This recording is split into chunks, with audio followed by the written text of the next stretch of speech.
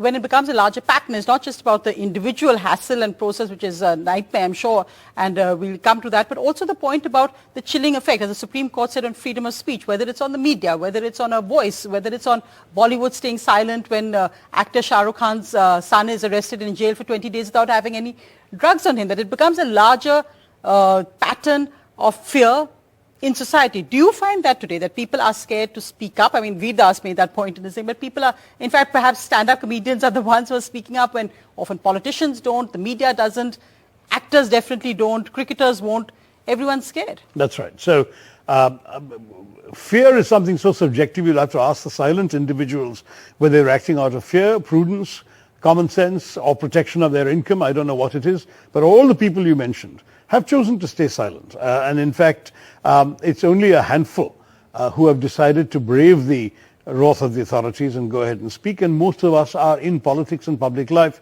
and therefore we are given a greater license than somebody who's actually making their living from the goodwill of the public, whether actors, cricketers, whatever, and who feel that caution dictates silence rather than the expression of their views. I think that's very unfortunate. I think one of the great things about our democracy was how willing we were to express our opinions. In fact, I remember when I was a student in America reading articles during the emergency by journalists saying the shocking thing about India is this is a country where you always heard every opinion on every side of every issue all the time, and suddenly in the public space it's all silence. But the journalists would say you can still go to coffee houses and hear all these opinions being expressed quietly by individuals once they know that nobody listening is going to be a government informant.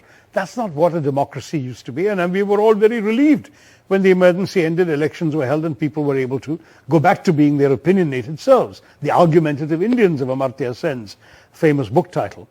Today, we're still argumentative Indians, but a lot of people are very wary of what they can get away with in the public space, because it always seems to attract a certain level of